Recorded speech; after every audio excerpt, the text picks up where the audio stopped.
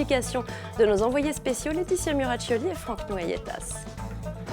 Après la départementalisation, les communes doivent assumer de nouvelles charges pour se mettre aux normes européennes.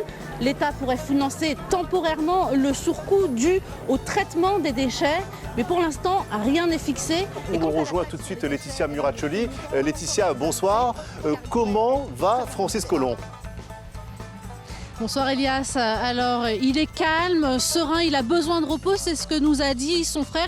Et il se repose ici, dans cet hôtel du 15e arrondissement. Depuis que Ali Hérault a obtenu en 2002 le titre de réserve mondiale de la biosphère, la collectivité multiplie ses efforts pour préserver le patrimoine de l'île.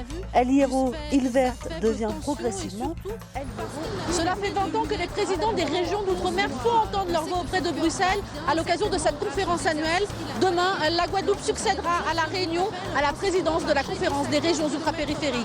Nous retrouvons Laetitia Muraccioli, spécialiste des questions européennes à France O. Laetitia, bonsoir.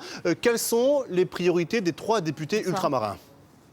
Eh bien, la priorité pour l'instant, déjà, c'est de rejoindre Bruxelles, probablement la semaine prochaine, pour se réunir avec les groupes politiques et obtenir des places importantes au sein du Parlement européen. On accueille à présent Laetitia Muraccioli du service économique. Bonjour Laetitia. Bonjour Sophie. Alors les îles de l'Union européenne tenaient leur assemblée annuelle à La Réunion avec un déplacement à Mayotte. Vous avez... Puisque adopté en plénière à une large majorité, cela signifie que l'ensemble des pays de l'Union européenne reconnaît le rattachement des PTOM à l'Europe.